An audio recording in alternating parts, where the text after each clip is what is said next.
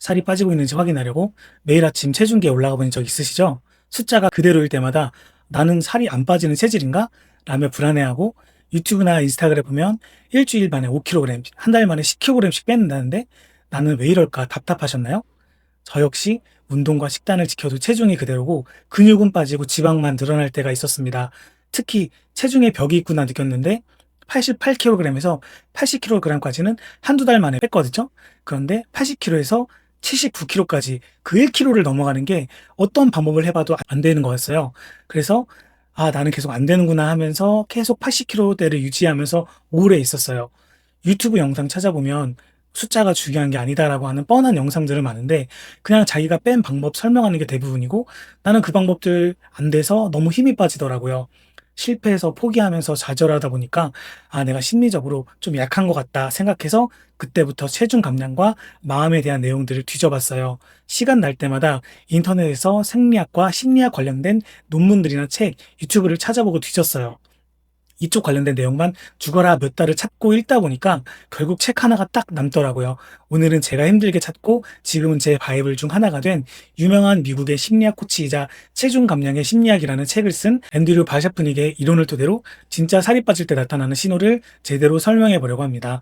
실제로 살이 빠진 사람들 99%가 공통적으로 겪었던 신호에 대해서 이 영상에서 제대로 심리학을 기반으로 몸의 증상, 최대한 쉽게 설명드리려고 합니다. 그러니 저처럼 다이어트 정책이나 벽을 느끼시는 분들은 꼭 끝까지 시청해 주세요. 살을 뺀다는 건 단순히 밥을 조금 먹고 운동을 많이 한다고 끝나는 게 아니에요. 왜냐면 살이 붙는 과정에는 반드시 습관과 마음이 같이 얽혀 있기 때문이거든요. 심리학 코치 앤드류 바시프닉도 체중 감량의 심리학에서 같은 이야기를 합니다. 그는 살은 먹는 것의 결과가 아니라 마음이 만든 습관의 결과다라고 말해요. 우리가 아무리 열심히 운동하고 식단을 지켜도 마음이 흔들리면 결국 다시 예전 습관으로 돌아가게 됩니다. 저도 80kg의 벽을 넘지 못하고 스스로 포기했을 때 문제는 운동도 식단도 아니었어요. 체중계 숫자가 멈추면 스스로를 나는 안 되는 체질이구나 하고 단정 지어버린 제 마음가짐이 실제로 문제였던 겁니다. 근데 과학적으로 보면 얘기가 좀 달라지거든요. 진짜 살이 빠지고 있다는 증거는 체중계 숫자가 아니라 몸이 직접 보내는 신호라는 거예요. 몸은 절대 거짓말을 하지 않으니까요.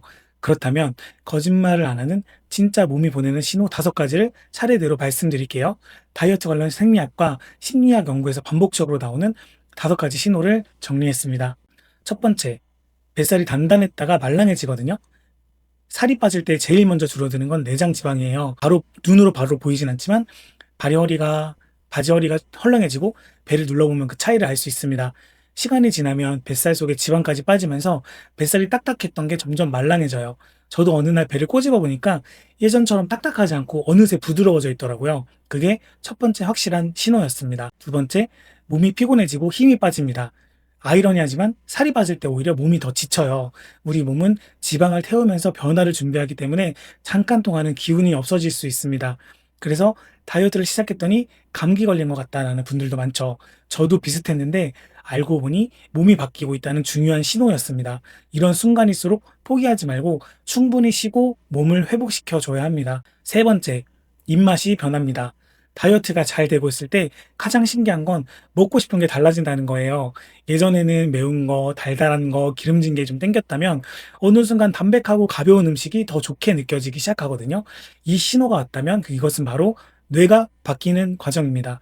뇌가 자극적인 음식이 아닌 건강한 음식에서도 만족을 느끼기 시작한다는 거예요. 네 번째, 잠이 달라집니다. 살이 빠지면 수면 패턴도 변합니다. 예전보다 깊게 자고 아침에 일어날 때 덜 피곤하다는 경험을 하게 되거든요. 저도 아침마다 커피 없이는 하루를 못 버텼는데 체중이 확 줄고 나서는 커피를 줄여도 예전만큼 힘들지 않았습니다. 몸이 가벼워지면서 자연스럽게 수면의 질도 좋아진다는 걸 느끼게 되었어요.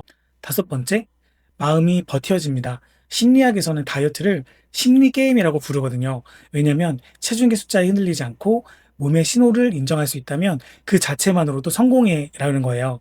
저도 예전에는 숫자에 매달려서 하루 기분이 왔다 갔다 했는데 이 신호들을 알고 난 뒤로는 내가 지금 몸이 변하는구나를 느끼면서 마음을 다잡을 수 있었습니다.